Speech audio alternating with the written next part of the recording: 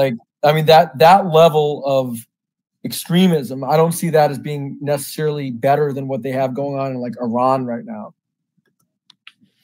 Well, I don't know. I mean, advocating for non-scientific cures, I don't think it's the same thing as blasphemy. I mean, maybe in the past it was, but at least here now in the year 2024, I wouldn't say that's the case. But it upsets a lot of powerful, wealthy people who don't want, you know, the idea of alternatives that might undermine their money laundering racket. Their patents, yes, they don't want their patent system getting worked around by. Yeah, well, then you also got to really blasphemous when the Pope held power.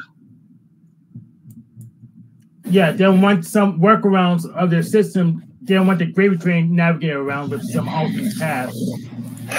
Well, if you say that like you don't want like black people in your neighborhood, or you say you don't want to hire like a certain race of human beings, you will be immediately dismissed from public society. That's true. That's true. Yes. And that goes against no, not at all.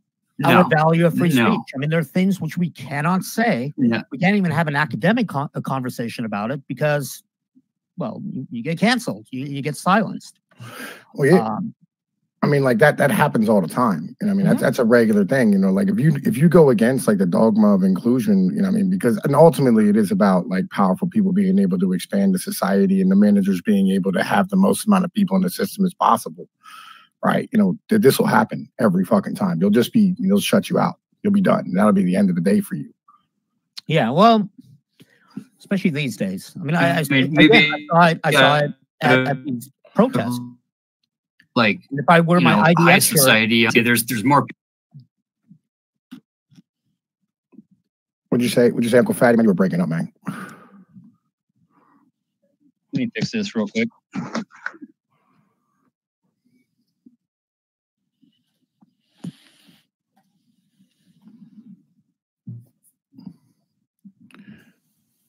I think the problem you have with like nationalism today is the fact that it's not based on culture. Right, it's based on like these geographic state locations that are ran by like large government organizations. Right, instead of having like a naturally formed culture, which forms off of like your geographical location and like, you know, the group of people who like, you know, actually like share in the same basic, you know, tenets that you do of surviving every day. Like you have like this giant nationality thing of where it's like, oh, you know, like Russia's a third of the world's like surface. Right, you know what I'm saying? Like the United States is the third largest country on the planet. It's basically like the United States is an empire on the continent, right? Because you literally, like, you can't, like, somebody in Southern California and somebody in Maine are two completely different human beings, and if left to their own devices, literally would be speaking their own languages inside of like 100 years. But we refuse to do these type of things because of the fact that we have this, like, again, these managers, this manager class of people who live inside of this government agency, these government agencies and these corporate structures that came out of these colleges that want to be able to have everything be equal everywhere so that they're able to like run their system and run the operations day to day. And that's what this is in the end of the day. I blame TikTok. I don't blame TikTok at all. Like, this has been happening for like a very, very long time. Like this was actually happening like, shit, man, in the 1830s. What's up? Yeah. We referred to the 1950s earlier, right? I mean, if Ward Cleaver was in today's economic situation, he'd be making over $85 an hour. No, he wouldn't. Adjusted, yeah, for adjusted inflation, he'd be making over $85 an hour. No, he'd be making about like maybe 70 grand a year, right? But that's because like inflation, wages haven't come up with inflation since like the 1970s. Well, no, that's what I mean. If you adjust inflation for a single man to raise 2.5 boys, let's say, right? Yeah. Right, and just economically feasibly, car in the driveway, white picket fence, trad wife at home, cupboards full of food, right? Suburbia. Yeah, if I did what I did right now, there's no chance. Yeah, in the 1960s, if I did what I did right now, what I do for work, I'd be making $385,000 a year. Instead, I'm trying to scrape by with like 75, 80. Yeah. Yeah. And I mean, so it's the corporate, it's the corporate dividend of of having a cap on corporate profit, where they were kind of bound, the 25 to 33 percentile. No. And investing back into the corporations. No. This was a lack of immigration, is what that was, right? We shut down immigration from 1929 until 1969. A lot of that, there's a lot to play with that. Yes, there is. Yeah. I mean, like again, when you push out the labor rate, it's a trope to blame low wages on immigration. No, that's actually what happened. Yeah.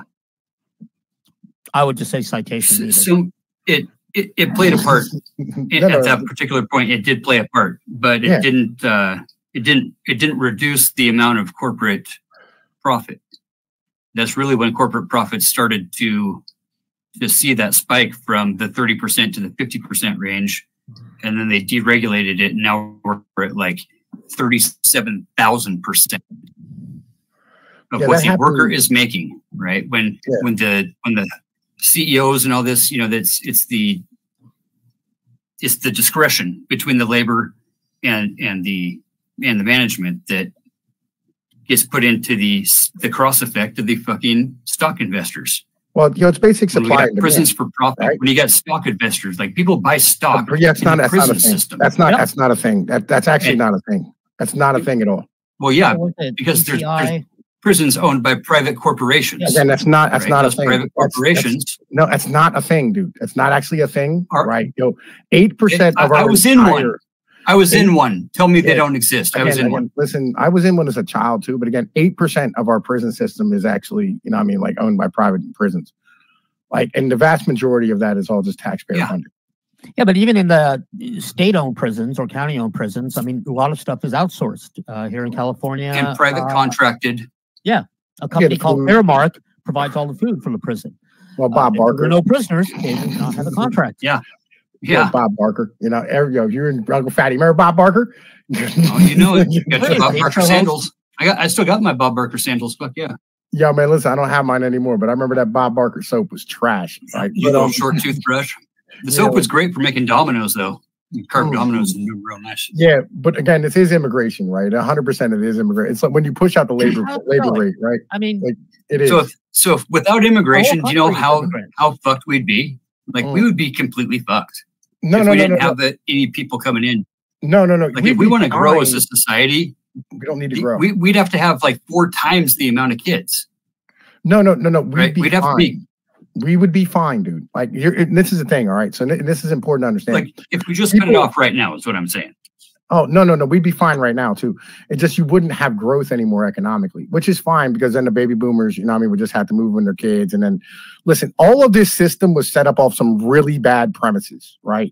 The idea of you moving out of your house at 18 and leaving and going to get in your own house and having your own family, this is a brand new idea. This did not exist fucking 200 years ago. Right, because the concept of college doesn't mean anything anymore. Well, no. This didn't exist 200 years ago because of the fact that you had multi-generational living, right? This the only reason that this happened is because the western side of the United States and South America and Central America all expanded at that point, right? And when all that expanded and ended up getting settled, all the immigrants from all the people, all the Europeans ended up moving from out of Europe going into the United States. That's when Social Security became a thing. It was in 1898 under Wilhelm Kaiser. He put in the first old age insurance because of the fact of you had all those people, the young people left, and so there was nobody there to take care of the elderly. Right, and then the same thing happened across the world later on throughout the period of 1898 through 1960. Right, all these programs got put in, and it was all because everybody expanded and went to the United States or somewhere else in the Americas. Right, this is what happened. Right, these are all world power. These are all world events that are over. Though it's done. This is not going to happen anymore, and we have to go back to the way. That's when college. Yeah. Maybe we need another war. That's when college got incorporated. Why do you want to continue this system? How about we stop this system and go back to how it's supposed to be? And you just don't have things. You're supposed to have a community and a family and multi-generational living. I don't want to live with my parents. I don't care. My kids want to leave when they're 18. This is why libertarians are dumb. Oh. This is why no one likes libertarians. Yeah. Like nobody, that's why they don't win politics, because they're garbage. Like their ideas are just about me. It's me. Everybody else exists. I mean, I have the right to pursue happiness. No, you don't. Yes, I do. You it's don't. A universal right.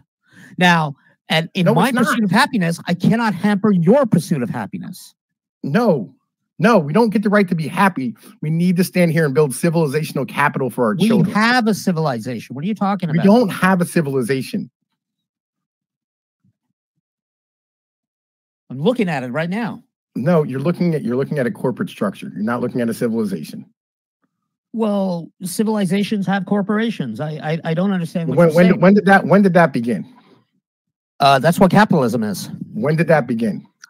There are companies. I think the oldest company that has been in existence and owned by one family is in Japan. No. The first, like 800 years. No, the first corporate company was like the East India Company. Well, East India Company was subsidized by the United Kingdom. No. That was started in Denmark. Yeah, but you know what happened afterwards? Dutch East India. I think hold on. Are those two different? Because they have the East India Company, which sort of managed India, but then we have the Dutch East India Company, which I believe the Dutch one was for like areas which are now the Caribbean. I could be wrong though. I could be wrong. Again, right? Like all of these things, right? As a whole, were all just inventions to be able to like negate responsibilities. No, I have a product. I want to sell it. I need money, so I incorporate and I sell people, a little portion of my company. Say, hey, come invest in my company, and then all of a sudden you have a company like Apple, or StreamYards, or YouTube. Yeah, this all exists because of like a large governmental structure that was built up over 2,000 years of doing the same thing continually. It's called civilizational capital, right? Long term. Okay. Right. And we've squandered that on like being able to make profits and trying to be able to run all these Ponzi schemes off of it. And it's all kind of crumbling and collapsing around our heads right now. I can't disagree with that. I mean, the sort of idea of capitalism is even big companies, their purpose is to maximize profit, but also longevity. Now, it is true that we've sort of created systems where it's get as much profit as we can now without sort of thinking long term. How is this going to affect society? How is this going to affect the economy? I mean, we see it now. None of this is humanity. The dwindling middle class is going to be a huge problem. You cannot have a nation where you have very poor people and there's a few rich people. Post World War II, we built this huge middle class, which was growing. Why did that happen? Do you know why that happened? Like the actual real reason behind all that? It had nothing to do with us, right? I don't know. I mean, I know what I've been taught how it happened. I mean, it happened because of the fact we're the only country of scale that wasn't bombed out after the war. Yeah, no, we won World War II. We didn't win anything. The Russians won World War II, but again, we were the only country that still had intact infrastructure. Yeah, no, that's true, and that's benefited us since the beginning. That's over. Well, I mean, with the advent of intercontinental ballistic missiles and submarines, I suppose it's over. No, it's over because like the rest of the world built themselves back up. Did they though? Yeah. I mean, yeah. There's some academics who believe that the United Kingdom system is still sort of suffering from World War II. Even here in this country, there are many parts of the South which still haven't recovered from the Civil War. The United Kingdom is a different animal. The United Kingdom is a middling power and always was supposed to be a middling power. The only reason they existed the way they did is because they had the ability to be like geographically located off the continent of Europe, where you had massive trade. You know what I mean? So they were in the center of everything. They're not in the center of anything anymore. You're right. I mean, nations like Germany, Japan, recovered very quickly from World War II. Of course, it was due to our help. Russia. China. Well, Russia, I mean, look at East Germany compared to West Germany back in the day. Clearly, West Germany was the winner in that fight. But there was no fight. No, I'm saying between East and West Germany. I mean, how Russia rebuilt their nations after World War II behind the Iron Curtain wasn't. I wouldn't argue that was necessarily successful. Well, where would Look you? what happened after the USSR fell, and how let many? Let me ask you a question. Where would you rather find a wife, West Germany or Poland? Oh. I don't If know. if you had to go find a wife, right? Which most people a lot of guys today are going to go find wives in Eastern Europe, right? There's a reason for it. It's because they still had intact family structures and they still have like females who are female. Nobody wants to eat West German female anymore. Like, brother, terrible, the blue-haired garbage. You know what I mean? Human beings who nobody wants to talk to. Yeah, I had blue hair. Might be a problem. I have heard this argument, especially with people my age, that they like women who were born sort of before 1990 because while they have very liberal views, they still sort of grew up in this family-like structure where men had a specific role in the family and women did something else. I'm not saying I agree with that. Well, they all have like that's listen, you do things because you have to, right? Anthropologically speaking, like I went to college for anthropology, right? You go to college for anthropology because like you want to study humans. You study humans because like humans are interesting, but humans do things because like they have to do that. Right? Are you a student? I'm sorry. Are you a student of anthropology? Yeah, I went to college for anthropology. Right? Oh, nice. Yeah, but like again, you go and you when you're studying this, what you find out is that humans do things because they have to, right? Like they don't do things just because they want to. Ideas are like garbage. Ideas don't hold sway over any human being ever. In the history of mankind, there's never been an idea that outdoes reality, right? Like, listen, you can stand here and go, I want freedom all you want to until like you have to work with your neighbors in order to get food, right? And that woman is held in place because of the fact that she didn't have things. When you have things, you have all these conveniences and this modernity and all these things, right? Literally, it ruins women. It ruins everybody around you, right? And it makes the family structure untenable. And that's where we are today. That's why our civilization is collapsing. Yeah, I don't know much about other families. I mean, I guess I was lucky that I became a suburbanite, normal. I would say that our family structure is pretty traditional. I mean, both me and my wife work, but I mean, so did my parents. They both worked. But I think somebody said before, like, yep, the fridge is stocked with food, and I have a dog and a cat and 2 cars in the driveway. I know it's sort of difficult to talk about the family structure because, again, sort of this degradation of free speech, people take it the wrong way. I mean, like, I'm not enlightenment or liberal. I'm anti-enlightenment and anti-liberal. I don't believe in any type of rights. I think they're all stupid. I think all these are just ideas. They are ideas, but revolutions are built on ideas. Revolutions are built on people being hungry and like power being needed by other men. Well, you're right. I mean, humans do things because they're motivated to do it. Even all of our technology we have, it's, necessity is the mother of invention. Warfare tends to be pretty motivating. We get really smart when we want to fight each other. Of course, the idea is maybe when we're not fighting, some of that technology benefits us. GPS, internet, stuff like that. That was you who said you saw that article about GPS hurting people's ability to understand spatial structures. That was I read that. I just read that. I know exactly what you're talking about. Yeah. Because if I drive to a place before GPS, if I drive there, it's in my brain. I think we all understand what I said in the concept. Like it doesn't require, I guess, your explanation or qualification. No, what I'm saying is that people put the GPS to go to the same place. And, my wife does this. She puts the GPS to go to work. Like, you've been there 1,000 times. What do you need the GPS for? Like, I'll be honest. I drive a tractor trailer right now. And I haven't used GPS in years.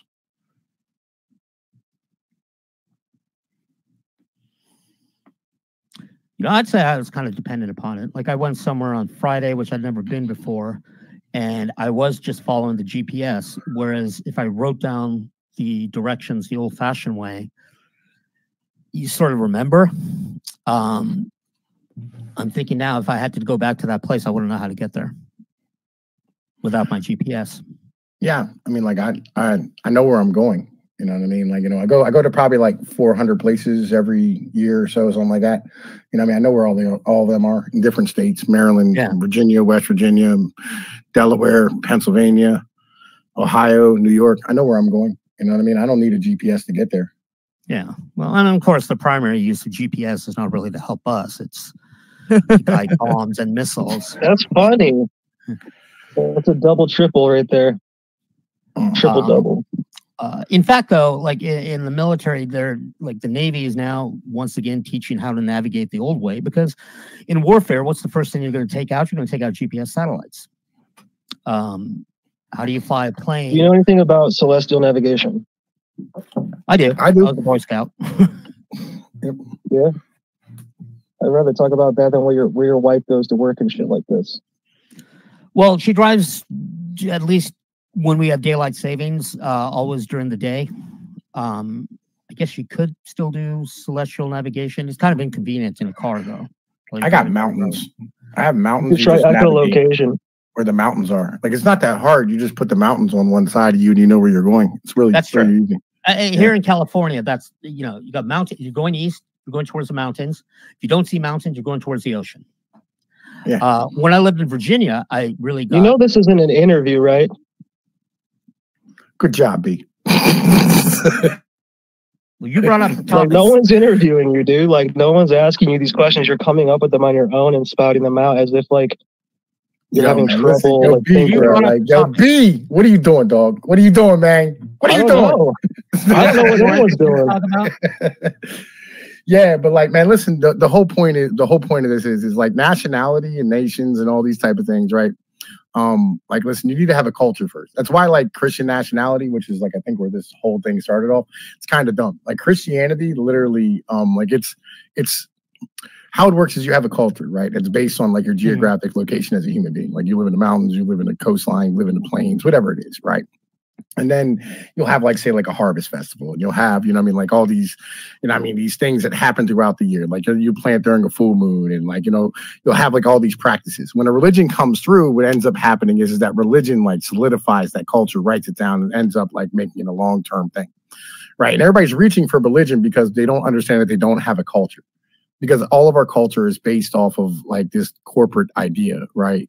So, like, you know, the idea, like the American dream, 2.3, you know what I mean, kids, a car, white picket fence, house, you know, golden retriever, all that stuff. That was a Ford advertising executive, right? And that's where all this came from. All of these things are not real. They're all ideas that probably shouldn't really exist. We should probably, you know what I mean, like have, you know what I mean, like human beings be human beings in the end of the day and get back to being humans and get back to like having, like, I think grass should probably be outlawed. You should be forced to grow like food on your land. I think that, like, no, why is that absurd? I mean, the fact that we have industrial farming, that helps society. If I don't have to worry about where I'm going to get my radishes. Just go to the store. I mean, yeah, but they don't make any money. No, you just have to worry about it if it's so heavily modified with GMOs, you know, that your balls don't fall off in a few years. Oh my God, is that my boy? That's another conversation about GMOs, but yo, otherworldly, man. What's your real name? Otherworldly, brother. I have no name. I'm pretty sure that's my boy. I'm like 90% sure. I forget his fucking name, to be honest with you. I talked to way too many people, but I'm pretty sure that's my man's in them. Anyway, right. Yeah, look, you and your community should be growing things together, right? Just like you shouldn't have like fake trees in your neighborhood. Every tree in the neighborhood should be growing like fruit. It should be apples or cherries or blackberries or whatever grows in your area, peaches, oranges, pick something. I don't care. Right. All these things should be a thing. By the way, farmers don't make any money growing radishes or tomatoes or celery or asparagus. It's all literally based off of, number one, like universal rights on their land and their like their water usage, which is completely retarded. And on top of that, it's based on a shit ton of like just subsidies and insurances and loans that just are completely like untenable. That's why the average age of a farmer is like 65 at this point. right? Like nobody's making any money doing any of these things. This is not a profitable venture for anyone. And you're getting cheap food because you think like, oh yes, you know, like this continues to have our society go forward. This should be something that's done locally and you should be responsible for it as an adult and as a parent. And you should be teaching your kids how to grow things because it's way more important than them learning how to do math. I disagree. What? 100%. Math is much more important than learning how to farm. What? They're humans.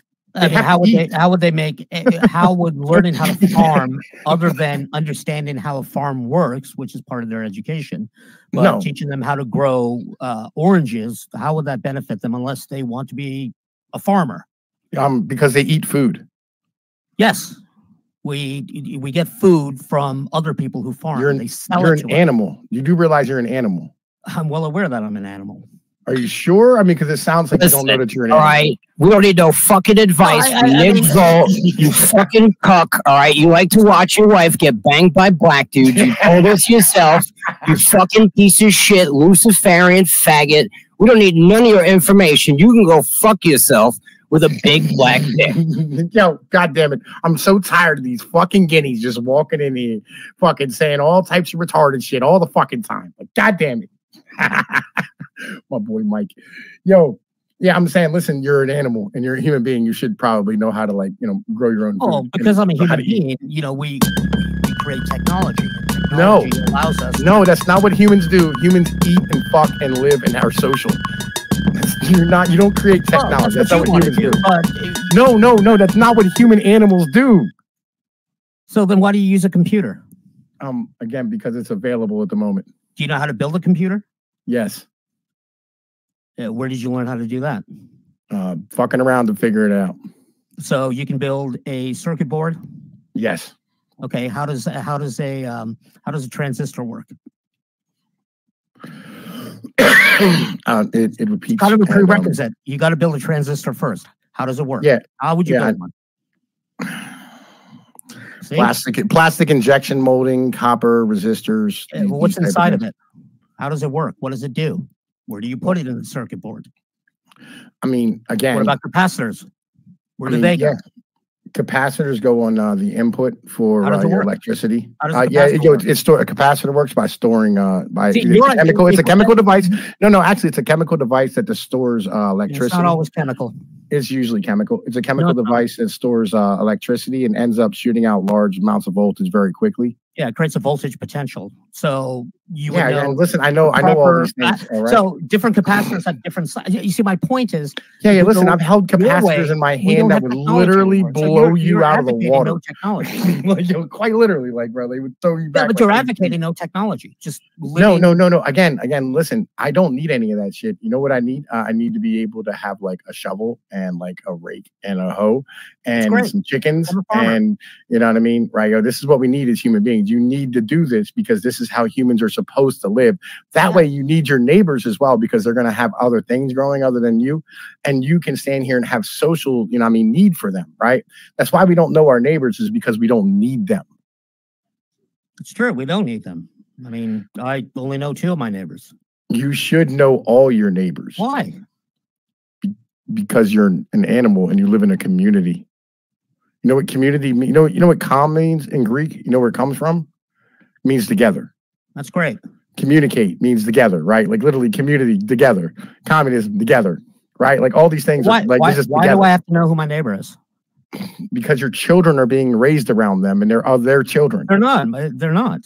They go to school. They went to school. Okay, well, that's where they have community. No. You're the arbiter. You and your wife are the arbiter of the community. Your response. This is why you shouldn't have the freedom of movement. You should control who goes in and out of your community. I don't know. I don't understand what you're advocating. Yeah, I know, man. Listen, this is completely foreign to your ideology. This is like, it is. No, I agree. It is. Yeah. Like legit, you should not allow anybody into your community or out of your community, you know what I'm saying, who you don't want there. Nobody should be able to just buy a place wherever you want. There should be no business that's able to just buy land whenever they want. You'd have to have permission from like the people who are already there, right? And you should have to join the community and live under their rules and their cultures. No, their cultures, right? Live under their community rules. It's their community. It's not a cult. This is a community. This is how communities work. Have you never been to a community before? I feel like you probably haven't, man. Listen, you've lived here probably like what, 40 years top end? 42, 43? Somewhere around there. Yeah. Listen, I'm 41. I feel where you are, right? But I don't see how it's interesting. Somebody put doing Alibaba's search for transistors. It's like, again, if everybody's just farming and living in their own small community, then you can't do those kind of things.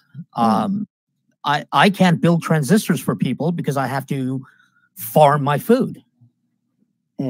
I mean, like, I'll be honest with you, farming don't take, but like having basic agriculture local, right, is probably I build transistors. I get paid to build those transistors. Then that money I take, I give to the grocery store, and then the grocery store buys stuff from farmers, and everything works out fine.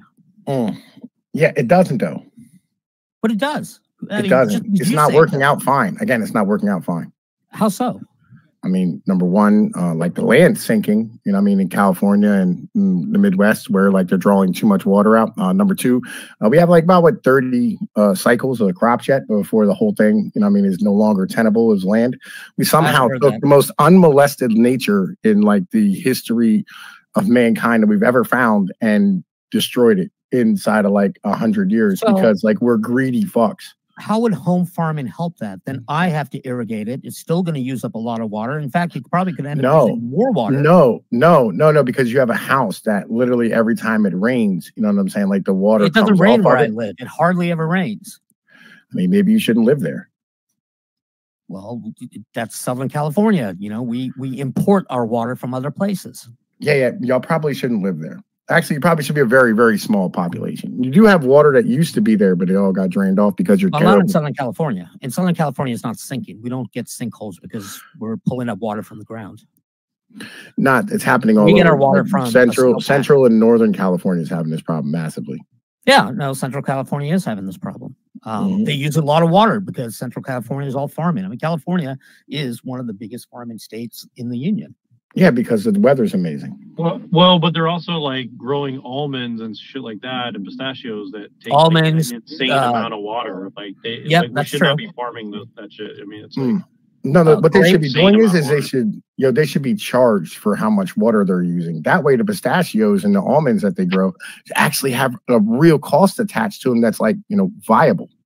Okay, so then they do, but that's the thing is like everything's so out of whack with that kind of stuff. It's and like you're right about the subsidies and everything. Like people don't realize like, I mean, my personal opinion is I think the economy is so gamified, especially around food, housing, and loans. Like it's so gamified. Like that's kind of like I don't think that. I mean, capitalism itself may have problems, but I mean we can't even address the fact that it's so insanely gamified and I don't want to interrupt your guys' conversation, but you're good, man. You're good. No, but I just want to make this point because I've been listening very carefully, and it's like the only thing I want to add to it is like it's the corrupt. Like we're in a situation with the tech where we can't have our cake and eat it too in this regard, which is that now we have to have these systems in order to manage people because the truth is like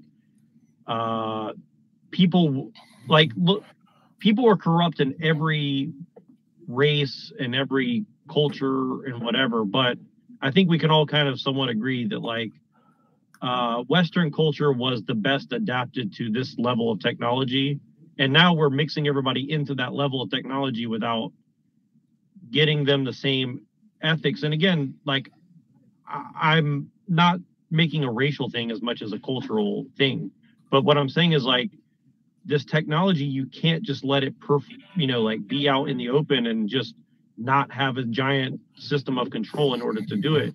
And that's kind of what I think you guys are both right in a sense, because I think we can't have our cake and eat it too. So we have to pick our poison. We're either going to have this giant system and the tech, or we got to give up both the tech and the system, right? Like we can't, I mean, there's no way to have both or one or not the other. I think they have to go hand in hand, I guess, Well, yeah, I mean, like, you have to make it like it's a balancing act, right? And that's what you're talking about. It's literally like having balance. And the balance is, and what we need to have is local shit, right? So, like, for instance, farmers, yes, they probably should be growing, you know what I mean, like row crops, you know, wheat, corn, things of this nature. But when it comes down to like the smaller things like tomatoes or, you know what I mean, I don't know, onions, whatever the case is, right? All these things, this should all be done local, right? And locally, that way you have like a balance of where you're producing it for you and you're not overtaxing the system for the subsidies to be able to have these type of things. Well, here's what I'm trying to get at though. Like the level of corruption that this level of tech invites. Like I'll give you an example. Like the cartels in California hate the legal industry because it's made it impossible for them to go and do these like, you know, illegal grow operations where they're not actually growing organic, safe to consume cannabis. And so they're actually trying to bring down the legit market of